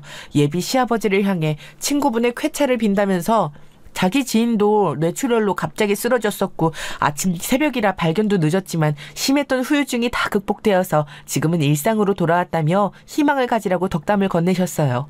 저는 살면서 아버지께 그런 지인이 존재한다는 걸 희미하게나마 느껴본 일이 없었습니다. 그러나 동조를 할 때인 것 같아서 열심히 고개를 끄덕이며 추임새를 넣었네요. 조촐하게 열렸던 상견례는 그날 어영부영 마무리가 되었어요. 나름 잘 마친 것 같다고 저희 가족끼리는 자축을 했었습니다. 없던 화합력이 생겨서 자축을 한 건 아니었고요. 그냥 소소하게 우리 이제 경사 났다면서 감상을 나눈 정도였네요. 아버지께서는 엘리트 집안과 사돈을 맺는다며 무척 고무되어 계셨고 엄마께서는 제가 원하는 사람과 결혼을 하게 되어 다행이라고만 말씀을 해주셨어요. 여기까지는 모든 일이 순탄해 보였습니다. 바로 며칠 뒤 제 인생에서 가장 큰 충격을 받을 줄도 모르고 그렇게 안심을 하고 있었네요. 조촐했던 상견례로부터 며칠이 지났을 때 저는 예비시댁에 식사 초대를 받았어요. 그때는 너무 경황이 없어서 면목이 없었다며 예비 시아버지께서 먼저 저를 초대해 주시고자 하셨다고 합니다. 남자친구가 말하기를 원래는 저희 부모님까지 다 같이 한 번 더 만나는 자리를 예비 시아버지께서 원하셨는데 그건 다음으로 미루는 게 나을 것 같아서 결국 저만 보기로 했다는 거예요. 저는 초대를 받고 당연히 응했지요. 시간대도 부담스럽지 않은 주말 점심 식사여서 정말 가벼운 마음으로 갔습니다. 연예인들과 정치인들이 다수 입주해 있는 강남의 고급 빌라였어요. 설레고 들뜬 마음을 안고 들어서자 예비 시댁 식구들이 반갑게 저를 맞아주었습니다. 식사는 30분 후라고 했고 저는 남자친구와 함께 집의 인테리어 소품들을 둘러보면서 이런저런 대화를 나눴어요. 그런데 그때 예비 시아버지께서 저를 부르셨습니다. 원래 집은 거실이 가장 멋진 법이라고 하시면서 저에게 거실 소파를 권하셨죠. 저는 왠지 영문도 모르고 홀린 듯이 거실 소파에 앉아서 예비 시아버지를 비스듬히 마주 보았어요. 남자친구도 제 옆에 앉은 참이었죠. 저는 디자인 감각이 좀 떨어지는 편이어서 그냥 솔직하게 소품이나 가구의 가치를 볼 줄 모른다고 말씀드렸어요. 다만 꽤 괜찮은 형편 속에 살아와서 그런지 어느 정도 수준 이상으로 보는 눈 정도는 있다고도 덧붙였죠. 너무 없어 보이고 싶진 않았거든요. 그러자 예비 시아버지께서는 오묘한 눈길로 저를 보셨습니다. 그래, 듣자 하니 꽤 유복하게 자랐다고 하던데 부친께서는 예전에 정확히 어떤 일을 하셨나? 부끄럽지만 정확히는 알지 못합니다. 예전에 이런저런 사업을 동업자분들과 옮겨가시며 돈을 버신 걸로 알고 있어요. 지금 현재는 작은 건물에서 나오는 수익으로 지내는 중이시고요. 아, 그렇구만. 내가 이상하게 자꾸 부친이 초면이 아닌 것 같다는 생각이 들었지만 김석훈이라는 조남은 기억이 없긴 하더라고. 예? 아, 저희 아버지께서는 김석훈이 아니라 본명이 김석자 필자 되십니다. 김석훈은 예명 같은 거예요. 상견례장에서는 예명으로 들으셨던 것 같아요. 김석필. 그렇게 들으니까 갑자기 웬 기시감이 드는 것 같지? 김석필이라. 혹시 그날 내가 얼핏 듣자 하니 부친 고향이 울산 바닷가 쪽이라고 하던데 부친께서 울산 말고 다른 곳에서도 거주하신 적 있으셨을라나? 울산이요? 제가 부모님하고 워낙 그런 대화를 안 나눠서 정확히 모르겠는데요. 울산에서 예전에 사업을 잠깐 하셨던 걸로 알고 있기는 합니다. 그런데 울산은 아마 옛날에 잠깐씩 옮겨 다녔던 곳이고 아버지께 진짜 고향이라고 할 수 있는 곳은 통영이라고 봐야 될 것 같아요. 통영 출신이라고 말씀하시는 걸 제가 어렸을 때 몇 번 들었거든요. 저는 그때 마치 뭔가에 씌인 것처럼 멍하게 기억을 더듬으며 대답했습니다. 지금 생각해보면 예비 시아버지께서는 약간 웃는 표정을 하고 계셔도 눈빛만은 형형하게 빛나고 계셨고 왠지 모를 카리스마가 느껴졌기에 저도 모르게 취조를 당하듯이 솔직하게 기억을 끄집어냈던 것 같아요. 대답을 마친 후에 저는 그런데 이런 거 왜 자꾸 물어보시냐고 질문을 드리려고 했어요. 하지만 그 이전에 예비 시아버지의 거센 손길이 제 왼쪽 뺨을 치고 말았습니다. 거실에 크게 짝 소리가 울려 퍼졌고 저는 돌아간 고개 그대로 넋이 나가서 있었어요. 옆에서 남자친구가 경악을 했죠. 갑자기 이게 뭐 하는 짓이에요? 사람을 왜 때리시냐고요? 모르는 소리 마라. 그 무고한 사람들을 등쳐먹고 눈에서 피눈물 나게 만들고 심지어는 사기를 당해서 그 좌절감으로 목숨까지 끊은 희생자만 둘 나왔었는데 그런 악질 범죄자의 핏줄이라니. 예? 악질 범죄자라니 누가요? 설마 제 예비 장인어른 말씀이세요? 장인어른 같은 소리 입에 올리지 마. 20년 전 내가 검사 시절에 그 악질을 봤었던 걸 똑똑하게 기억한다. 어리숙하게 보이는 사람들에게 접근해서 각종 사기로 돈 빼먹고 일부러 그랬단 증거가 있냐면서 뻔뻔하게 굴었던 그 천생 사기꾼. 미혼이라고 속이며 다녔으나 알고 보니 처자식이 있었더랬지. 서류를 확인했을 때 어린 딸까지 있는 걸 보고서 혀를 끌끌 찼었는데 그 딸이 바로 지금 내 눈앞에 이렇게 나타날 줄이야. 믿어지지가 않았습니다. 비록 애틋한 정을 쌓지 못했더라도 아버지는 어쨌거나 제 아버지이셨죠. 그런데 그분이 범죄자였다니요. 저는 평생 이런 상황이 올 거라고는 상상조차 못 해봤었기에 현실을 받아들일 수가 없어서 맞은 뺨을 손으로 문지르며 고개를 자꾸만 저었습니다. 아닐 거라고, 뭔가 착오가 있는 것이라고 그렇게 여기면서 말이에요. 하지만 남자친구는 어느새 표정이 싸하게 식은 채였고 예비 시아버지께서는 확신에 찬 얼굴로 저를 보며 말씀을 이으셨습니다. 뿐이셨습니다. 남들 눈에서 피눈물 나게 만들고도 자기 자신은 유유자적하게 살아가는 걸 보면서 반성 따위, 죄책감 따위 전혀 없이 목숨을 끊은 희생자가 나왔음에도 낄낄 웃기나 하던 그 모습을 보면서 난 이 세상에 인과응보는 없다는 생각을 처음으로 하게 됐었고, 내 선배가 그 사기꾼 놈을 감옥에 보냈을 때도 고작 그 짧은 형을 살다가 나오는 것으로 죄값을 다 치렀다고 해주는 이 나라 법이 원망스러웠었다. 이건 말도 안 돼요. 그럴 리가 없어요. 아버지가 범죄자였다니, 감옥에 가셨었다니. 저는 그런 거 들은 적 없습니다. 알지도 못해요. 모른다고 해서 아무 잘못도 없는 게 되나? 그동안 살면서 호의호식했겠지? 그 사기꾼 놈, 고작 2년을 감옥에 살다가 나오는 것으로 거액을 사기쳐온 대가를 치른 것이었으니 분명히 빼돌린 돈이 많았을 거야. 그 돈으로 네 집안이 늘 하는 일 없이도 부족하지 않게 살아왔던 것일 테고, 피해자들의 눈물 젖은 돈으로 그간 편하게 사니까 행복하던? 잘 살아지던? 그랬겠지. 그러니까 내 아들하고 결혼할 조건까지 만들어 올 수 있었겠지. 저는 계속해서 아니라고 고개를 저었지만 사실은 이미 그 순간에 제 머릿속에서 어떤 가능성의 불이 켜진 상태였습니다. 제가 어렸을 때 유독 두문불출하셨던 아버지, 만약 그때 사기 행각을 벌이고 다니신 거라면 아버지를 볼 수 없었던 게 설명이 됐습니다. 또한 저는 초등학교를 졸업하기 전에 2년이나 아버지를 한 번도 만난 적이 없던 시기가 있었습니다. 그런데 예비 시아버지님의 말씀대로라면 그 기간 동안 감옥에 가 계셨기 때문에 제가 아버지를 볼 수 없었던 거였죠. 저는 무의식적으로 아버지를 보며 나는 다른 사람이라고 느꼈고 언제나 거리감이 있다고 생각을 했었습니다. 본능적인 거부감도 미묘하게 있었죠. 그게 다 아버지의 진짜 정체가 저에게 신호를 주는 것이었다고 본다면 제가 아버지와 친해질 수 없었던 게 말이 됐습니다. 뿐만 아니라 엄마께서 왜 아버지에게 신뢰가 없으셨는지, 결혼 생활에 깊은 회의감을 보이시며 무기력하게 살고 계셨는지, 이런 것들도 만약 제 아버지가 범죄자라고 한다면 단번에 설명이 되었어요. 범죄를 저지르고 다닐 만큼 성정이 비열하고 포악하신 분이었기 때문에 그런 분에게 맞서기 어려워서 엄마께서도 예전에 숙이고 사셨던 것일 테고요. 그런 아버지를 닮아서 오빠가 자잘한 사고를 치며 충동적인 사람인 것 같다는 생각까지 이르자 어느새 제 눈에는 눈물이 가득 고여 있었어요. 그때 예비 시어머니를 비롯한 식구들이 거실로 다가오면서 어리둥절해 있었습니다. 대체 이게 무슨 소란인가 싶은 얼굴들로요. 저는 도저히 이곳에 더 있을 수 없다는 생각이 들어서 몸을 일으키자마자 꾸벅 인사를 했습니다. 울음이 왈칵 나올 것 같아서 도저히 말을 할 수는 없었어요. 남자친구의 착잡한 표정을 본 걸 마지막으로 저는 예비 시댁을 도망치듯 빠져나왔습니다. 현관으로 달려가던 제 등 뒤에 대고 예비 시아버지께서 큰 소리로 한숨을 내쉬셨던 소리가 자꾸만 생각이 나서 집으로 가는 동안에도 가슴이 막 울렁거렸어요.